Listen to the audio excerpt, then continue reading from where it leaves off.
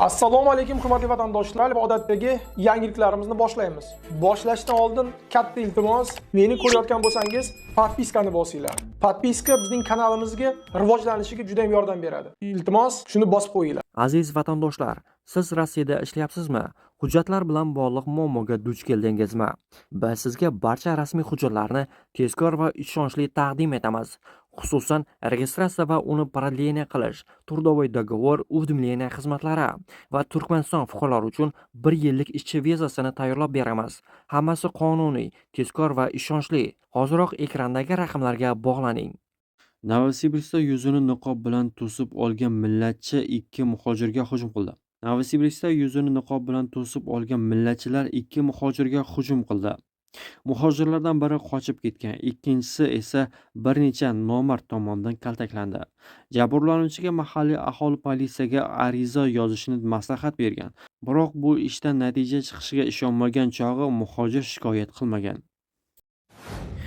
Eron oliy rahbari Oyatulloh Ali Xamenei Isroil va AQSh hujumlari oqibatida halok bo'ldi. Bu ma'lumotni Eron davlat televideniyesi tasdiqladi.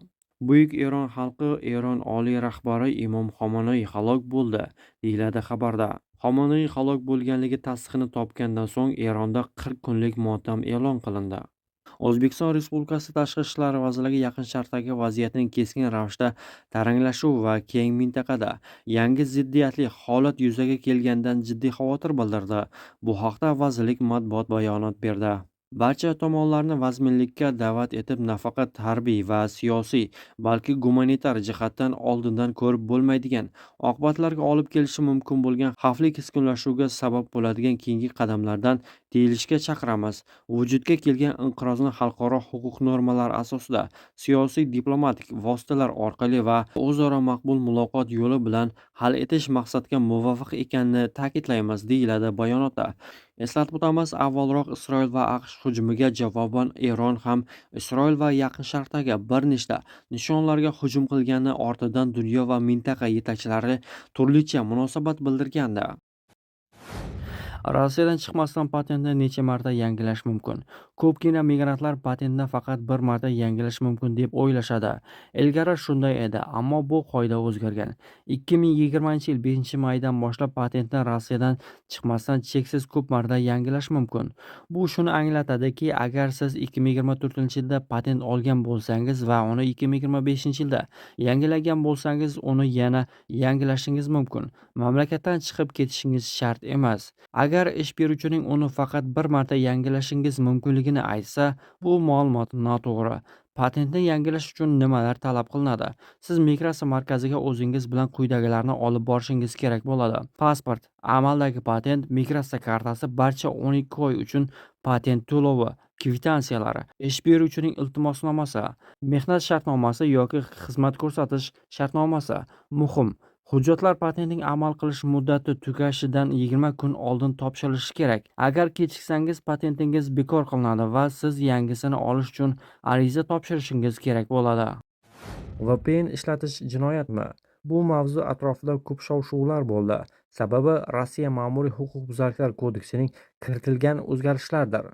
Yangi qoidalarga ko'ra, VPN orqali Rossiya hududida taqiqlangan materiallarni qasddan qidirish uchun javobgarlik belgilangan. Jarima miqdori 3000 rubldan 5000 rublgacha. Ushbu o'zgartirish 1-sentyabrdan kuchga kirdi. Ayni paytda Rossiyada 5,5 mingga yaqin taqiqlangan materiallar mavjud. Agar shaxs VPN yoqib shu materiallarni ataylab qidirsa, ma'muriy javobgarlikka tortilishi mumkin. Muhimi, VPN ishlatishning o'zi jinoyat emas, ammo VPN orqali taqiqlangan materiallarni qidirish mumkin emas. Shuning uchun agar huquqni muhofaza qiluvchi organ xodimlari sizga bosim o'tkazmoqchi bo'lsa, shoshilib aybni tan olib hujjatlarga imzo qo'ymang. Avvalo o'z huquqlaringizni bilib oling. Yana bir muhim jihat: VPN xizmatlarini reklama qilish taqiqlangan. Buning uchun 50 ming rubldan 80 ming rublgacha jarima belgilangan.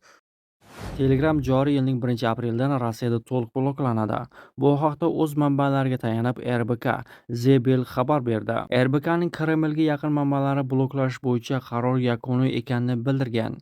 Zebelning katta to'rtlik mobil operatorlaridan biri manbasi esa ularga 1-apreldan Telegramni bloklash bo'yicha dastlabki qaror haqida ma'lum qilganini aytgan. 1,5 oy ichida nimadir o'zgarishi mumkin, chunki hokimiyatda bu masala bo'yicha turli fikrlar bor, ammo hozircha ma'lumot shunday: 1-apreldan to'liq bloklash bo'ladi, deya qo'shimcha qildi u. Zebel yana bir manbasi operatorlar allaqachon blokirovkaga to'sqinlik qilmaslik talabi yozilgan xatni olganini ma'lum qilgan. Jurnalistlar ta'kidlashicha, xuddi shunday talab operatorlarga YouTube sekinlashishi boshlanishidan oldin ham yuborilgan. Ba'zi ma'lumotlarga ko'ra, bloklash Rossiyaning butun hududida amal qiladi. RBK maqolasida aytilishicha, aprelga borib Telegram faqat front hududida ishlaydi. Rossiya harbiylari messenjer orqali jangovar harakatlar zonasida muvofiqlashtirish olib boradi. Garchi Kreml buni tan olmasa ham, Federal xavfsizlik xizmati esa ma'lumotlar Ukraina maxsus xizmatlari tomonidan qo'lga olinishi xavfi haqida ogohlantirgan. Telegram qanday ssenariy asosida bloklanishi hozircha aniq emas. RBK manbalari qarorni so'nggi paytlarda odamlarni, jumladan voyaga yetmaganlarni ham noqonuniy harakatlarga jalb etish holatlari ko'paygani bilan izohlagan. Qo'shni davlatlardan kelgan dvorniklar va qurilishdagi ishchilarning tanish qiyofasi asta-sekin o'tmishga aylanib bormoqda. Yillar davomida migrantlarni jalb qilish orqali ishchi kuchi yetishmovchiligini hal qilib kelgan Rossiya jiddiy qiyinchiliklarga duch kelmoqda. Xorijiy ishchilar oqimi tarixiy eng past darajaga tushdi. O'tgan yilning dastlabki 9 oy davomida mamlakatga atigi 88,900 kishi kirdi. Bu oldingi 10 yilliklarga nisbatan juda kam ko'rsatkich. Mutaxassislarning migratsiyaning asosiy sababi sifatida iqtisodiy omillarni keltirishmoqda.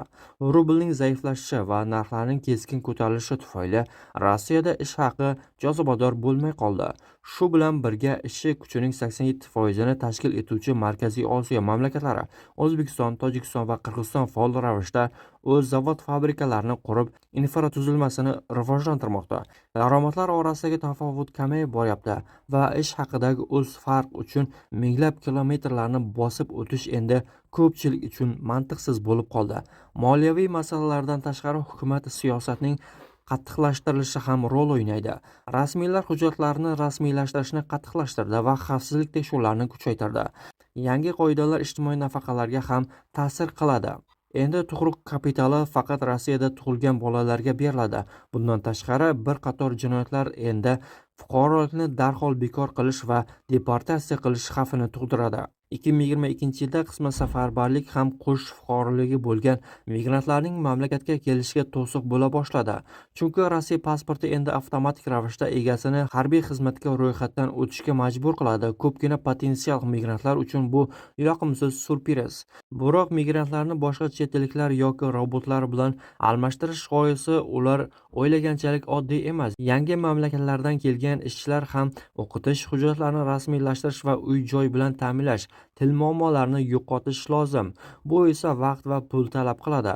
Robotlarga kelsak, avtomatlashtirish barcha sohalar uchun mos emas. Qurilish, uy-joy, kommunal xizmatlar va qishloq xo'jaligi. Hali ham mashinalar hali to'liq bajara olmaydigan qo'l mehnatini talab qiladi. Bundan tashqari, texnologiyalarni joriy etish katta investitsiyalarni talab qiladi. Bu esa har bir ish beruvchining qo'lidan kelmaydi.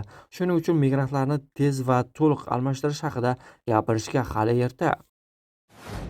Avvalroq Rossiyaning Sankt-Peterburg shahrida o'zbekistonlik erkak Xayrulla Ibodullayev 7-qavatdan tushib ketgan bolani qutqargani haqida xabar berilgan edi. U O'zbekiston Respublikasi Prezidentining farmoni bilan Jasorat medali bilan mukofotlandi.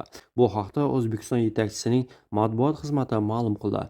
Qayd etilishicha, unga mukofot Rossiya Federatsiyasining Sankt-Peterburg shahrida sodir bo'lgan favqulodda va murakkab vaziyatda o'z joni va salomatligini xavf ostiga qo'yib, ko'p qavatli uyning yuqori qismidan qulab tushayotgan yosh bolaga amaliy yordam ko'rsatgani va uning hayotini saqlab qolgani o'zbek xalqiga xos yuksak jasorat, qahramonlik va fidoyilik fazilatlarini yaqqol namoyon etgani uchun berilgan.